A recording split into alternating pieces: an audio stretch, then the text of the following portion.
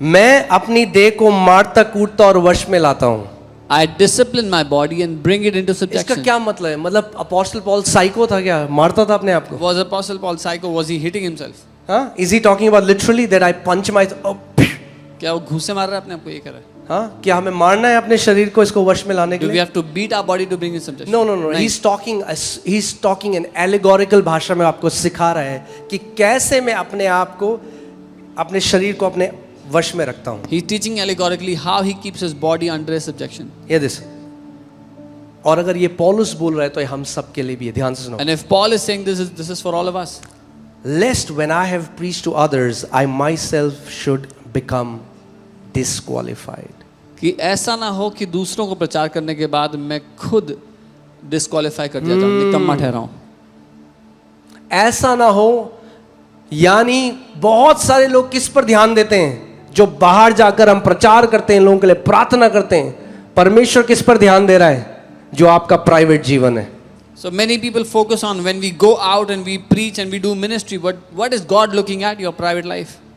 वो कह रहा है ऐसा ना हो जब मैंने बाहर जाके औरों को तो सुसमाचार सुनाया, मैं खुद, हिंदी में क्या लिखा है, निकम्मा ठहरूं, डिस्क्वालीफाई हो जाऊं। यहां पे जब मैंने ओरिजिनल उसमें पढ़ा तो like disqualified for service, you will no longer be fit for service.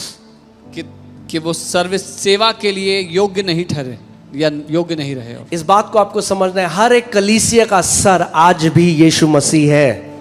Even today Christ is the कलीसिया head का of every नाम church. कुछ भी हो, इस हर एक कलीसिया का सर यीशु मसीह है। और अगर वो देखता है कि अगर एक अगुआ गलत कर रहा है और गलत लोगों का जीवन नाश कर रहा है, वो उस कलीसिया से लैम्प स्टैंड हटा देता है या उस व्यक्ति को because he is the boss, वो डिस्क्वालीफाई करता है। कहता है you are disqualified, you are no longer a minister of the, तू मेरा बेटा तो रहेगा मगर तू सर्विस नहीं कर सकता अब मेरी।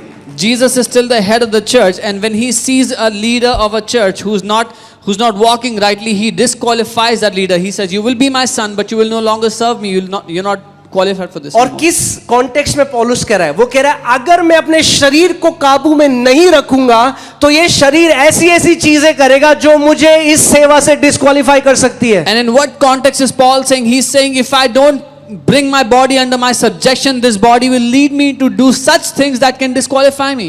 इसका मतलब अगर पौलुस जिसने दो तिहाई वचन लिखा था, अगर उसको अपने शरीर को वश में रखने की जरूरत थी, तो यहां बैठे हर एक व्यक्ति को, हम सबको अपने शरीर को अपने वश में रखने की जरूरत है। And if Paul, who wrote the 2/3 of New Testament, had the need to keep his body under his subjection, then each one of us has the need to keep our body हम under में our से बहुत subjection. सारे लोग realise नहीं करते, मगर हम अपने शरीर के गुलाम बन के जी रहे हैं। Many of us, we don't realize, but we are slaves of our own आपका bodies. शरीर आपको बताता है क्या करना है। Your body tells you what to do. नहीं उठना सुबह, Don't wake up in the morning. नहीं मत उठ।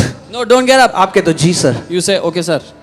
अभी ये खाना है, यही खाना है, ये सिगरेट चाहिए, ये शराब। आपका शरीर बोलता है, आप उसके गुलाम। जो शरीर बोलता है आप वो करते हो। Whatever your body tells you, you do it.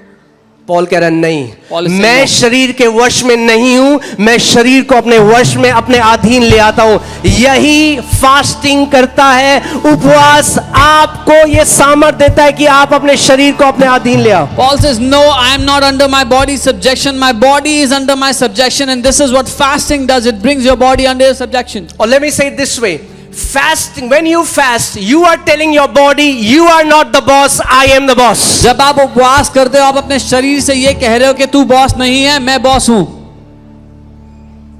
हाँ, आपका शरीर कहेगा छोले भटूरे, आप कहोगे चुप कर, बैठ यहाँ पे, परमेश्वर की आराधना कर, वचन पढ़। Your body will remind you of food. You say, be quiet, sit here and worship God. Amen. You are no longer led by your body. आप अपने You are शरीर bringing के your चलाएंगे। body under your subjection. लेकिन अपने शरीर को अपने अधीन